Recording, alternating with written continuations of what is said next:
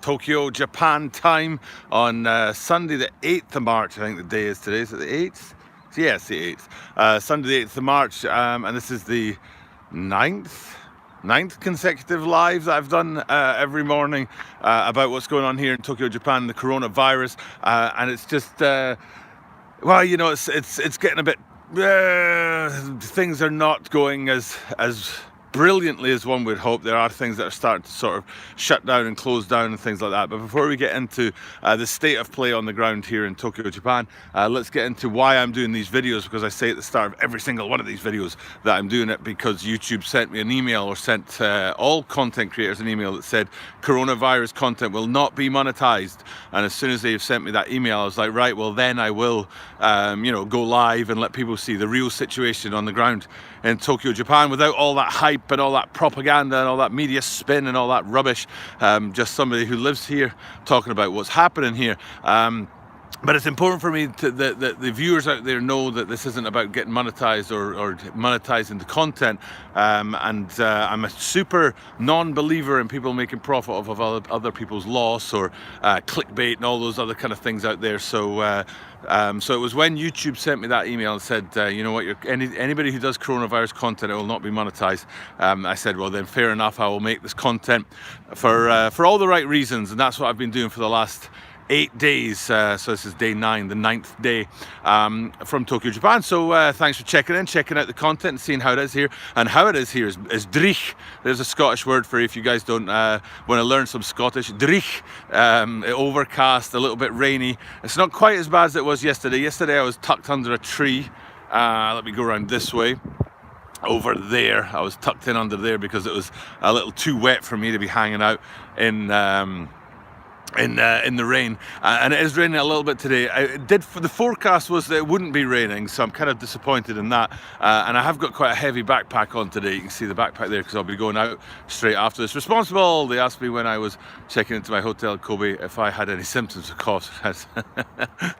Were you going to say, yeah, I've been coughing for 24 hours. I mean, it's very Japanese to just ask you and trust your response. So so are you here, Responsible? Are you here in Japan now? Have you arrived? Are you on site with us to see what's going on in the real thing, up close and personal? So and there are a few people that have been saying that in the comments, that have been talking to me about how they're coming here, and they're asking me, about certain things, about medical supplies, about the possibility of quarantine and all that kind of stuff. So and there are a few updates on that. The rain's actually getting heavier again, so I'm gonna have to go back under my silly little tree. But I don't like being under the tree. I like being out and about where I can show you guys the city. So but people are still going around their daily lives, and I'm going to turn around and let you see these two people that walk behind me right now. Well, they don't walk, they jog behind me right now with their umbrellas.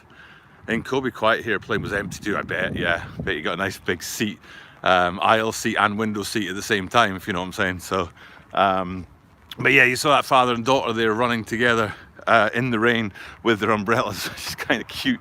But it is also a sort of mark of how people here are not altering their daily lives at the moment yet. It could still come to that. So this was the tree yesterday that I stood under in the rain, and it is cold. It's about 6 degrees, man. So but hopefully the rain will pass and I'll be able to get back out again and show people things. Because it's raining, our usual father and son team down there who would be playing catch are not there right now. So but there are people out and about even in the bad weather. I can see the highway across the way. Let me try and turn around. The highway's right there. That's the highway, and you can see traffic moving on the highway. Something that we point out every morning so that people know that the real life situation on the ground is, people are out there still doing their morning runs and their morning athletics and things like that, morning exercise, and cars and trucks and buses, and life continues to move here for most part. But there are some things that are not. So can you get iron brew? No, you should have brought some. You'd have made a fortune. I should have told you. Iron brew is almost impossible to get here. I always get my mates to bring it back from Scotland when they go. I am brewing Twix. I love Twixes. So, but yeah, there's a couple of things that are coming down the line that are changing the way things are going on the ground here in Tokyo, Japan. Now, one is that they've started to shut down sporting events, large sporting events, to customers or to the audience or to the crowd. So what you've got, if you've got all these sort of games like football or baseball or that kind of stuff that are taking place without an audience there to create a bit of atmosphere and stuff like that, and it's insane. They've got these really, I mean, baseball to me is probably the biggest sport here in Tokyo, and well, in Japan as a whole. Baseball is probably the biggest sport here, the most popular sport here, and the most professionally organized sport here. It might be that football, soccer has a bigger fan base and more fans going to it, but it isn't quite as professional as the Japanese Baseball League, and the Japanese baseball team won the World Cup. They called it the World Baseball Classic, I think they called it. The Japanese baseball team have won that a couple of times, I think. So it's quite, the baseball's quite developed here, whereas football, you get one or two Japanese players going out into the world, but not that many. But they're playing the baseball, which I consider to be the main sport in Japan. They're playing it in front of empty stadiums, so there's nobody in the stadiums, and you can hear like the thwack as the base, the pitch hits the catcher's mitt, and it echoes around these huge stadiums. Or bat on ball, when the hitter that gets a hit, and the noise it makes is quite incredible. So declaring the state of emergency, La Clever's asking about declaring the state of emergency. I read online, NHK World, that Japan is considering declaring a state of emergency next week sometime. But Japan's done something else that's interesting. So we've got and this is connected to the state of emergency, but we've got these, sporting events with no audience, no crowd. And I heard that LeBron James said that if that happens in the NBA, he wouldn't play. He'll refuse to play in front of an empty Staples Center in Los Angeles. So I'll see if that's true when that comes down the line, because things are spiking in America right now.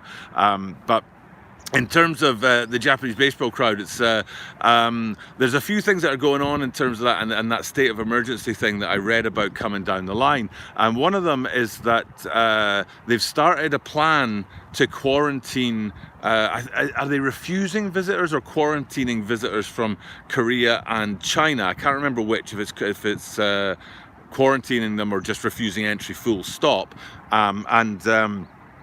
That will start from Monday, tomorrow. Today's Sunday, the 8th of March. Tomorrow, Monday, March 9th, they're going to start this sort of visas and quarantines and stuff at the airports for people coming from Korea and from China. But they gave everybody like 3 or 4 days notice that they were going to do it. And there was a huge influx of people from Korea and China who had planned to come later. People who were planning to come in, the end of next week or the week after that. And they're like, oh, okay, they're going to shut down visitors from Korea and from Japan, from China. Okay, we'll just go early. So you had a really big influx, a high concentration of people from Korea and from China at the airports over the last couple of days. So it kind of, I don't know if it made things worse or if it had any impact, but it sort of seemed to defeat the purpose.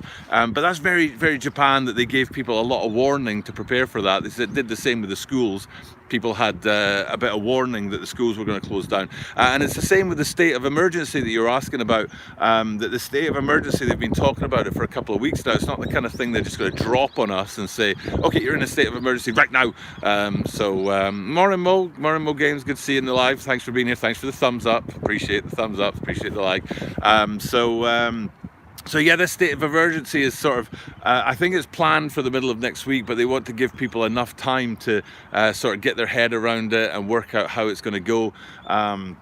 And talk about, like getting everything they need to have in place so that people aren't too put out by this state of emergency, which is, it's not really the primary consideration in most parts of the world. Like, let's make sure our state of emergency isn't, too disruptive to people. It's a state of emergency. It's going to be disruptive. That's what it is, and you just have to accept that. So yeah, the state of emergency could be coming down the line, but what that actually means is another story. Does it just mean that the government has powers that they don't actually use until they have to? Is it a preparatory thing? Or do they have something they want to do that they know they can't do until they declare a state of emergency? And then once they declare that state of emergency, they'll say, right, now we have the power to shut down the highways and the train lines or the airports or stuff like that. So so that's kind of a two-part question about the state of emergency. Is one is, when is it going to happen? And two is, what are they going to do once it does happen, if they're going to actually start to use those powers that they're granted. Now, I do know in America a few states have declared a state of emergency: California and New York, maybe Florida too, possibly Texas as well. A few states, definitely California and New York, I know that they have declared a state of emergency. But I think in America that's more to do with funding, that federal funding gets opened up once you declare a state of emergency. So I'm just checking the back of my phone because it's raining here, that's why I'm under this bloody tree. I'd rather, like I said before at the start of the video, I'd rather be out over there where I usually am, and over there, so I can show you real life, as it were. But instead I'm under this tree here trying to sort of protect myself against the rain and the cold. It's really cold. I wish I had a hat on. I did try yesterday putting my hood up, and I thought, is that what people want to look at? And then I thought, no. Even though I've got terribly grey hair and it's not particularly cool, I don't think people want to look at me with my hood up. So I thought I'll just suffer it from the audience. So yeah, it's a big thing here, that state of emergency, whether it's going to come down the line or not. And it just seems like we've been hovering on the very edge of this. Any update on family you spoke about previously?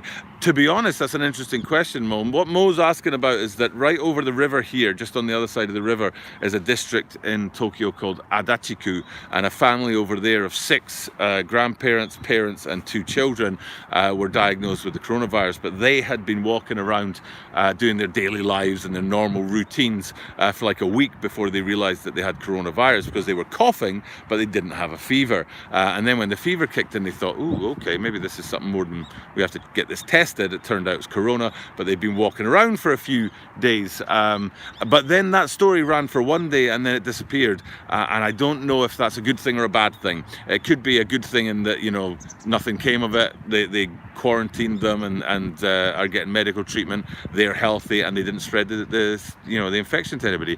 Or it could be a sign of, you know, like the government controlling the flow of information. So we're not sure which way that one's going. Not sure if it's a worry that you haven't heard anything, but we do have that saying in the UK or English. I don't know if the rest of the world has the same, but no news is good news. And in the case of that family right now, it is no news. So I'm not sure what's going on across the river over there, but fingers crossed that family is safe and everybody else is safe as well. So but in terms of updates, I mean, that one about the sports, you know, La Clever says, I'm from New York. I just heard the news this morning. Our governor has declared a state of emergency, but buses and trains are still working. I still have to go to work on Monday.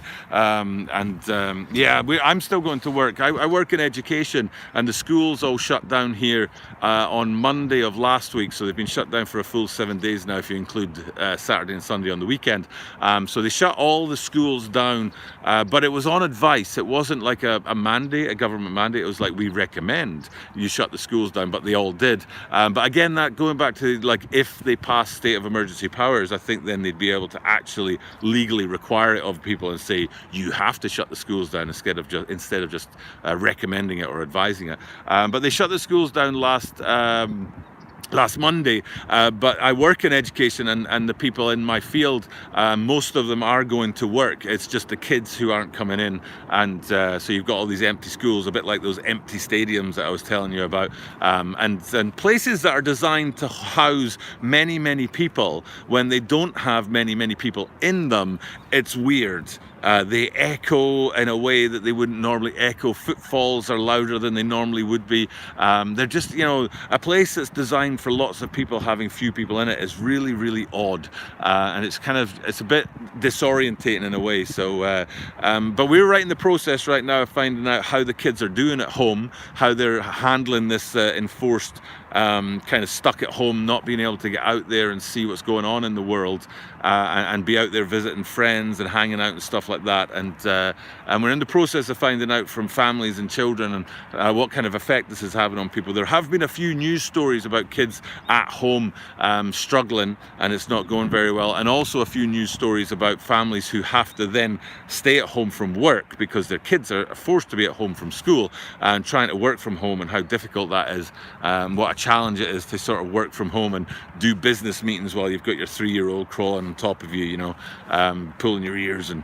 poking you in the eye and stuff like that. So there are some challenges out there right now, but at the moment it seems like Japan is on a sort of flat trajectory. Other countries around the world seem to be spiking quite dramatically. Iran, which is a country I've spoken about many times, continues to be a major concern. If you look at the numbers that are coming out of Iran right now, and the number of cases versus the number of deaths, I think it's something like, is it a few thousand cases and a few hundred deaths, and it's round about a 10% ratio, which is a lot higher than anywhere else, which to me means that they haven't found a lot of the cases, because maybe they haven't done testing, or people just don't know they're sick, or they don't have the hospital infrastructure that they do in more stable countries that haven't had their infrastructure obliterated by sanctions. But the situation in Iran doesn't look good. 11 cases here in Scotland, and had one about 25 miles from where I live, says Synchronic 7.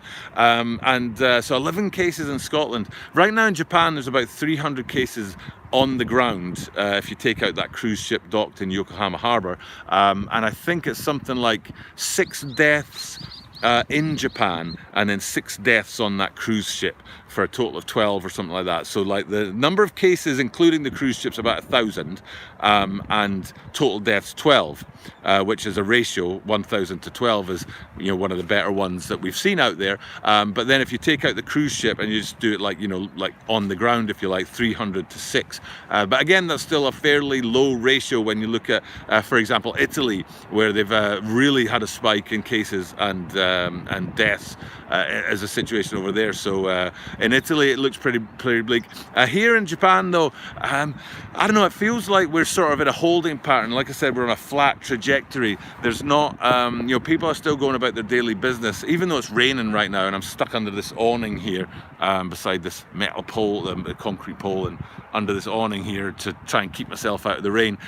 You'll see people coming past me on this track here, where you'll see people running, doing their morning exercises in the rain, which is insane anyway, even without the situation going on. And like we saw that father and his daughter, I assume father and his daughter, assuming he's a father, that they went by running with their umbrella, and there's another person going by. So life continues to go ahead. We always try and do this in the morning, is to look around and see markers that life does continue, and that right there is the highway, and you can see the trucks traveling on the highway right now and stuff like that, so you know that life does continue to tick on. People continue to go out there and do things and live their lives. I am going to do something this afternoon that they don't recommend you do, but I'm going to do it anyway. And I'm not going to do it because of the virus. I'm not doing it because I think there's a need to do it, that the virus is going to cause a situation where I need to do this, but I'm going to do it because I know that in society people make bad decisions, and maybe they make decisions based on gossip and propaganda and spin and hype and things like that. And what I foresee happening fairly soon here in Tokyo, Japan, and in the rest of Japan potentially, is that supplies of things are going to start to run out because people stockpile them. Right now, there's been 3 things in a row, 3 things that we've talked about every day this week when we've talked about these lives. First, it was like the products to do with cleanliness and health products like masks and alcohol sprays and things like that that ran out very quickly and very hard to find. And I think I'm right in saying Japan is bringing in measures to protect against price gouging, where somebody puts a roll of toilet paper on Amazon for $1,000, and we're kind of protected against that. I think there's law. I'm not sure if it's law or if it's it's like, advice or something like that, but they are taking steps to protect against people price gouging on products like toilet paper. But the order of things that went in short supply, that have gotten in short supply, it started off with the medical supplies or anything to do with cleanliness, alcohol sprays, gels, hand cleansers, wipes, things like that, and of course masks, which is a very Asian thing when you think about health and stuff like that, is masks. The second thing to go is toilet paper, and toilet paper is very much, it's in the news now. It used to not be in the news that toilet paper was in short supply. It was just when you walked into a shop and you saw an empty shelf, you knew, oh, toilet paper's in short supply. But now they're actually reporting on that in the news and saying it on the news. And apparently the only logical reason, now I'm going to give you a couple of seconds to think about this, world, before I actually tell you the logical reason that I've heard. But I've only heard one logical reason as to why people want to stockpile toilet paper. And now I'll full disclosure, viewer, I'm sure you don't want to know this, but full disclosure is I've had the norovirus 2 times, and the norovirus is like a intestinal thing. It's a digestion thing, so it's not respiratory. The coronavirus that we're faced with right now is to do with the heart, the lungs, and breathing. But the norovirus is to do with the stomach and digestion. I've had it 2 times, and anyone who's had any stomachy issues will know that if you're struggling down there, stuff is going to come out. Yeah, okay, enough said about that. So if there was a epidemic of the norovirus, I would stock up on toilet paper because it gets used in plentiful quantities.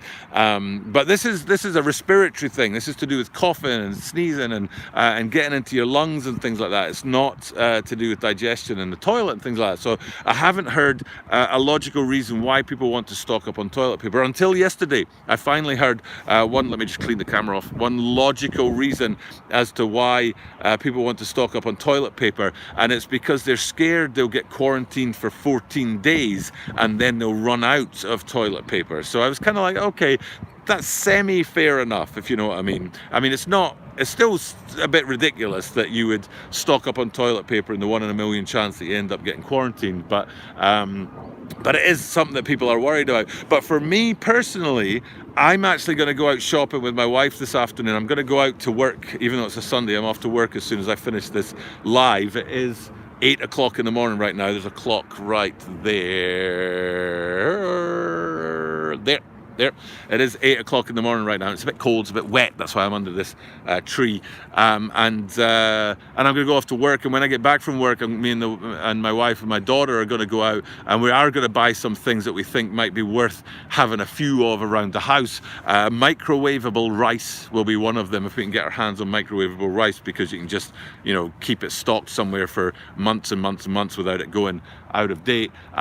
We also talked about making sure we have a full tank of gas, which we filled up on yesterday. Anyone out there watching this who drives, watch Saudi Arabia and watch Iran, and if they start to have a lot of cases, fill your car with gas, because that will slow down the supply of oil to the world, and if the supply of oil to the world slows down, that means gasoline will be in shorter supply. So that's something I definitely recommend, you have a full tank of gas. I don't recommend you stockpile it. You don't need to stockpile it in your house and have like big tanks of gas stinking up your house and being a potential health risk, but I do recommend you keep yourself a full tank of gas to make sure you're at least if there is a run on oil, and if oil stops coming out of the Middle East, you'll be protected, and for a little while anyway. So a full tank of gas, microwavable rice. Like I said, we have a daughter. We also have 2 dogs, so we might make sure we've got enough, food for them. My daughter's only 2, so her eating needs are a bit more than just eating whatever we eat ourselves as adults. So we might check that out as well. But just making sure that we have enough in the house. We're not going to go crazy. I'm not going to just buy like every canned good in the shop. It's not the apocalypse, so don't need to do that. But we do want to make sure. And like I said, it's not because because of, I don't have any concerns, or any is a strong word, but it's not because of the virus, but it's because I know that other people are going to start doing this, and once other people start, stockpiling stuff and buying stuff out there, then the shops will be empty, regardless of whether there's a virus or not. If the shops are empty and I don't have any food in the house, that's a problem for me. Doesn't matter what the reason is. It's not important what the reason is. It doesn't matter if it's logical or illogical that people are stockpiling. The fact is that I need to make sure that I have food and supplies for my family. So today, after work, I'll be going out there and looking at what I can buy and make sure that my family's got enough to, survive on for a few days at least. One thing my wife said, she wants to make sure I have enough cereal. I'm a cereal eater in the morning, so she's like, I have to make sure you get your cereal in the morning. So, and I kind of appreciate that. So yeah, that's kind of the main situation on the ground here then in Japan, is that you're starting to see supplies at the moment. Those three, the medical supplies or anything to do with hygiene. Then it was the what did I say? It was the toilet roll next, and then it's rice. And when I go shopping today, I'll have a look around and see if there's anything else that seems to be running a bit low on, that people seem to be buying up to make sure that they've got enough stock in their house and things like that. And like I said, gas, petrol, make sure you keep an eye on Iran and Saudi Arabia to see what the situation is there, because if things go south there, that'll affect the supply of oil to the world, and that'll affect your gas prices. So make sure you've got enough petrol in the car. And then the other thing here in Japan, agreed, thank you, Mo. Then the other thing in Japan, can't get any hand sanitizer. Yeah, the hand sanitizers, it's almost impossible. And if you go online and look at the prices, it's quite ridiculous. And I really hate price gouging. I really hate price gouging. But that's what people are doing, is they're trying to profit off. And I say it at the top of the video, and maybe people don't appreciate it who watch live, but YouTube sent us an email as content creators and said that you won't get any money for doing this. Let me just show you this guy right here. There you go, guy out for his morning run in the rain. Yeah, YouTube sent an email that said we wouldn't get monetized, or we wouldn't get any monetary kickback from doing coronavirus content. And that's when I started doing the lives, was because I hate price gouging and I hate people profiting off of other people's misfortune and things like that. So I was happy to start doing these lives. £65 for 6 bottles of Carex soap. £65, if anyone's watching, is probably about, I'd say it's about $100, maybe 10,000 yen, which is a ridiculous amount of money to pay for that. So, but it's price gouging. And shout out to anyone in the sneaker world. Sneakers, what I do, soap and water is our new best friend. Usually about $3 a bottle. It's crazy, isn't it? The price gouging. I usually do sneaker content. It's usually about shoes and stuff, and I'll be shooting some videos later today for that. But I do these lives because of the situation on the ground here in Japan, and because they won't monetize it, and I won't get anything out of it. The sneaker community, when Kobe Bryant died, they pretty much collectively said, right, no price gouging, freeze prices at this level. We're not going to have people profiting off the tragedy of a loss of his father and daughter to get more money, or to use this to our advantage. And I totally appreciated that.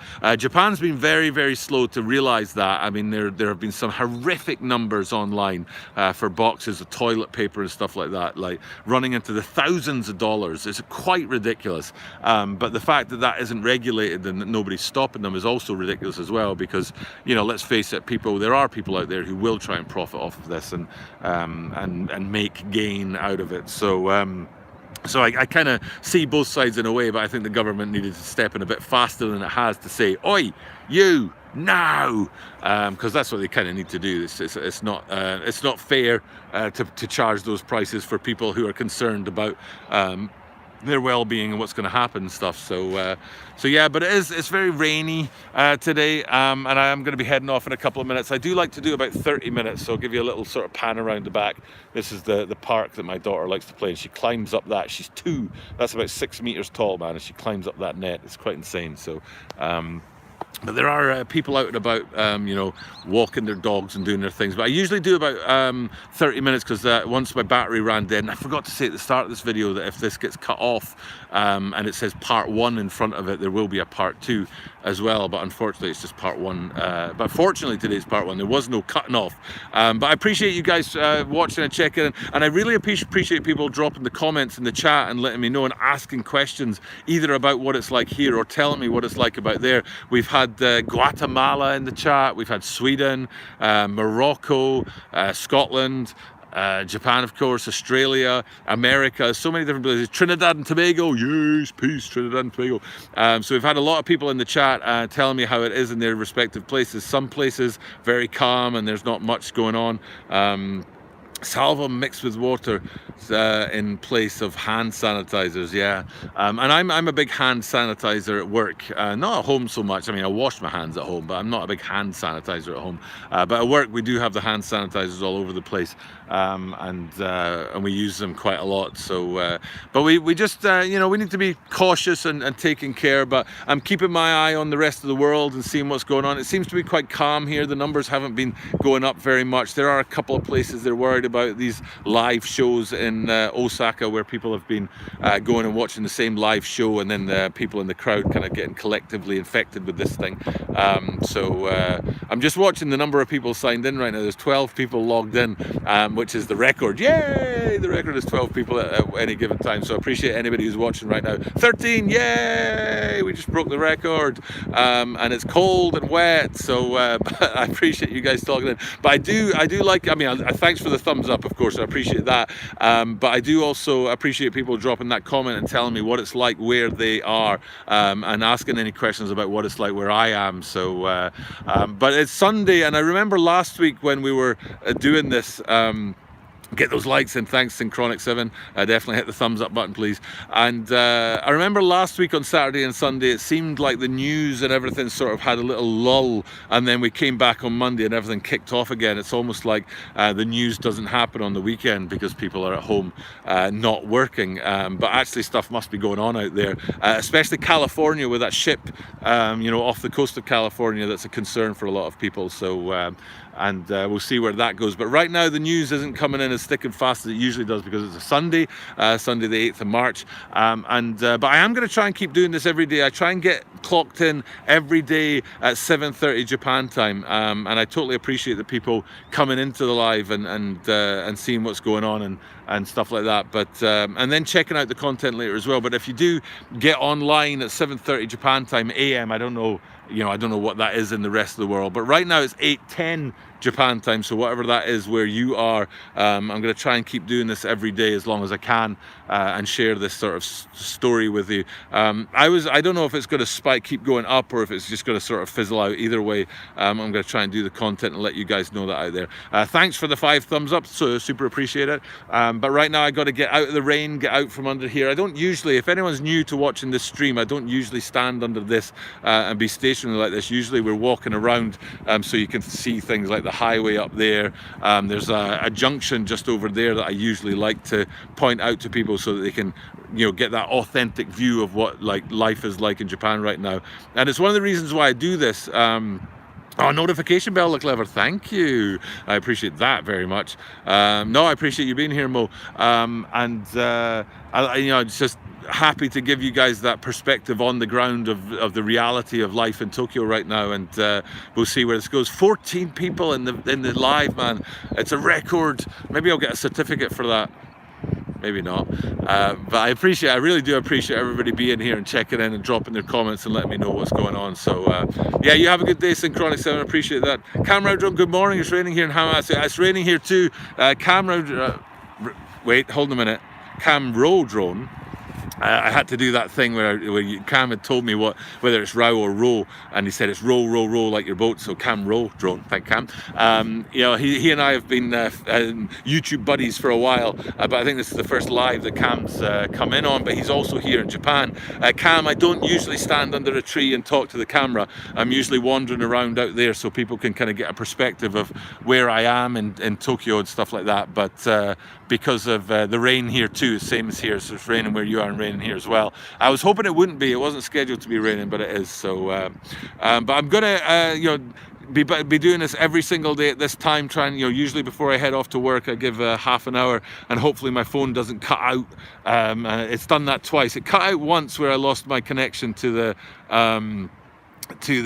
server, to the network, and it did it once where the battery just died on me without any warning at all, which really disappointed me. So 14 viewers, yeah man, it's insane. So I really appreciate people checking in. I always seem to catch these streams so late on. No, but I appreciate people doing it, but it's more about information.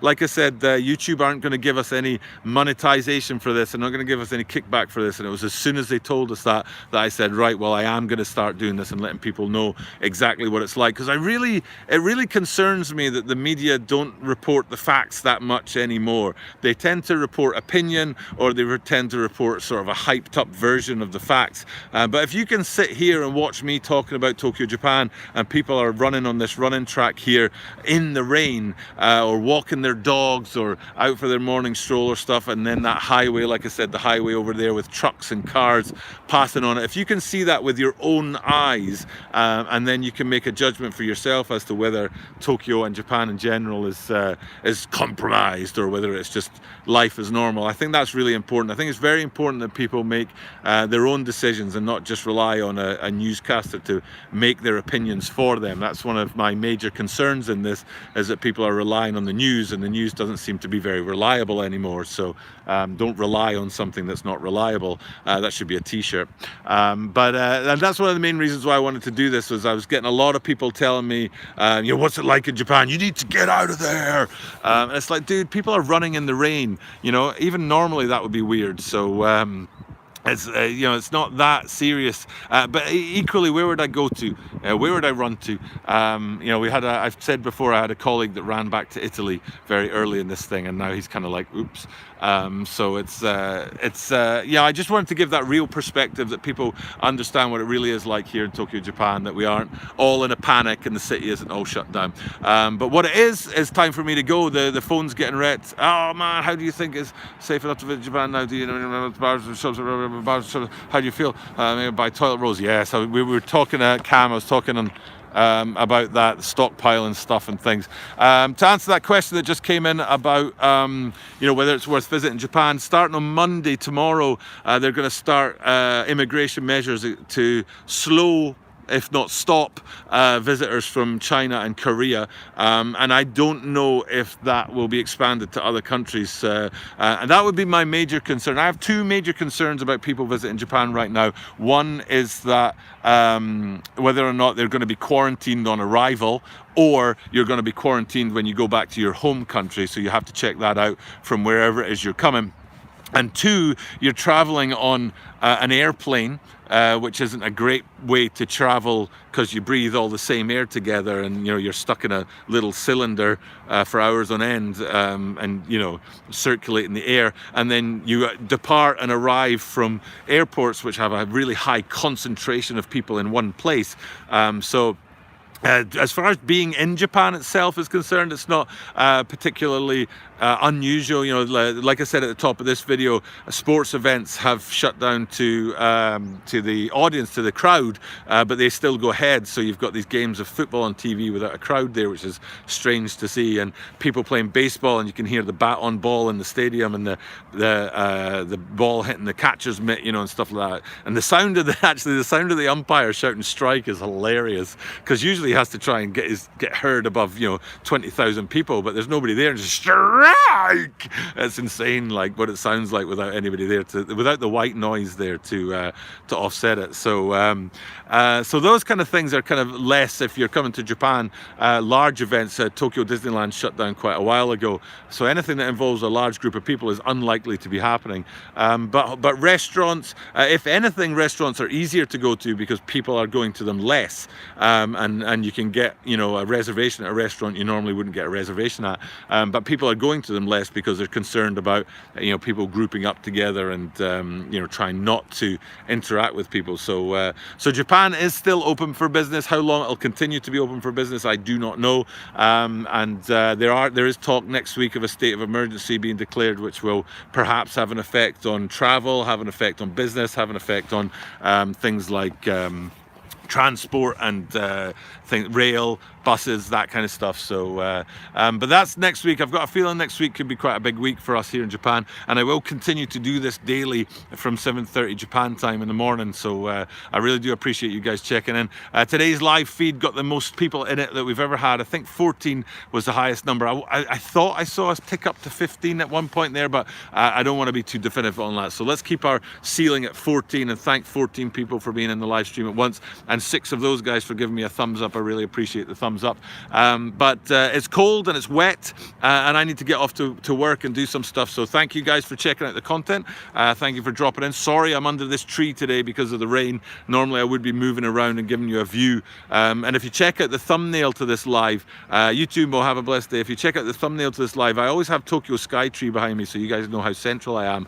And it's shrouded in cloud, so it gives you an idea of the weather right here in Tokyo right now. But it's cold, about 6 or 7 degrees. It's wet. I have to get off and go to work now on a Sunday. But I will be back tomorrow morning for another one of these lives, so definitely check that out. Appreciate you guys checking in and checking out my content. For now though, time for me to say farewell, but as I do this every single day, that means that you are guaranteed to see me